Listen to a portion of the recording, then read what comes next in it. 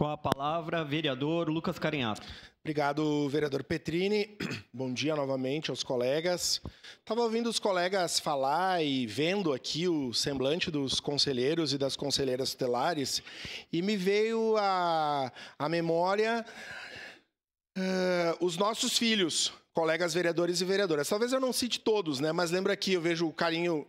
Tem o Miguel, tem o José Arthur, a Maria Rafaela do vereador Rafael Bueno, a filha da vereadora Daiane Melo, sei que o vereador Juliano Valim tem uma menina, também tem uma filha, vereador Aldonei, e outros têm filhos e filhas adultos, né? Mas estou falando nessa fase criança, né?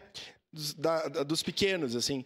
E todos nós, eu vejo o carinho que os colegas vereadores e o amor, de sobremaneira, o cuidado que todos têm com essas crianças que vão na escola, que têm plano de saúde, que comem, que são bem cuidadas. E, infelizmente, não é essa a realidade para muitas crianças da nossa cidade. O ponto é esse. E quem é que tem a garantia, quem é que tem que fiscalizar e fazer o Estatuto da Criança e do Adolescente ser cumprido? Lá na ponta, né, do sistema, são os conselheiros e as conselheiras tutelares. Então, eu não voto, mas essa moção vem em tempo e essa discussão é antiga. Mas eu quero dizer, vereador Rafael, que eu acho que concordo, e o senhor foi cirúrgico.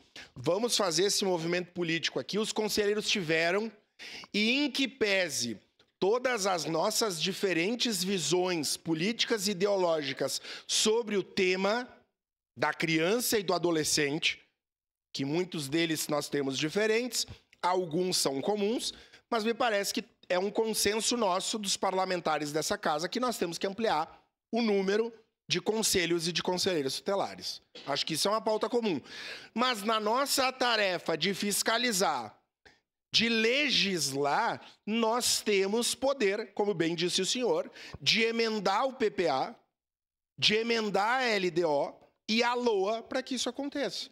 Então nós vamos ter outra emenda o ano que vem, nós vamos ter... E o meu olhar sobre o tema da assistência social, eu sou professor, então o meu olhar ele vem sempre da escola, a partir da escola ou da minha relação como pai, como cidadão. Mas eu ouço muito na educação a reclamação sobre o trabalho dos conselheiros tutelares. Porque não me atende, porque não me responde. Mas, gente, é humanamente impossível, né? E mais, eu gostaria... A gente teve em algumas cidades aí recentemente, por exemplo, Goiânia, hoje é a cidade do transporte público. Ananindeua é a cidade da atenção básica.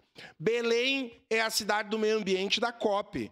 Seria mais que responsabilidade nossa que Caxias fosse a cidade de cuidado da criança e dos adolescentes. Na fase que é primordial, gente. Eu falei aqui dos colegas vereadores de partidos diferentes que cuidam dos seus filhos e das suas filhas de sobremaneira. E me dói quando eu deito à noite e o Miguel, né, tá lá no quartinho dele, bota e ele vem dormir comigo e eu penso... que lá no Chamixunga, lá no Pantanal, lá na Chapa, no interior da nossa cidade, porque nós temos arrebaldes do interior de pobreza e de periferia, que essas crianças não conseguem tomar leite todo dia, não tem coberta para dormir, e bate lá no Conselho Tutelar, seja o MP, todos os órgãos. Então isso é primordial. E concluo dizendo, precisamos de políticas intersetorial.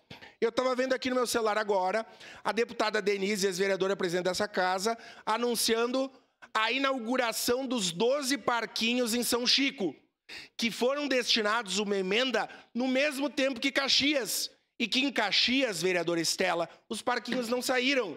Então, criança e adolescente tem que ser prioridade na cidade.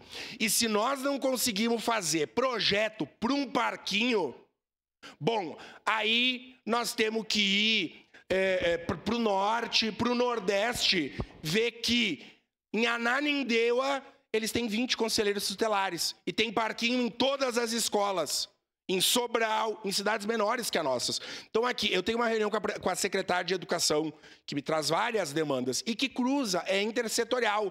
não tem parquinho na escola, não tem consulta na UBS, as crianças vão adoecendo. Outro tema é a saúde mental. Converso com os meus colegas professores. Cada vez mais crianças medicadas. Quando eu falo criança da idade do Miguel, 4, 5 anos, crianças que, pelas suas especificidades e pela lógica do sistema de saúde ou dos profissionais, entopem essas crianças de ansiolítico e outros remédios. Então, sério, necessário, parabéns, e eu tenho certeza que nós vamos aprovar por unanimidade e o compromisso é mudar o PPA para que isso saia do papel. Muito obrigado. Devolvo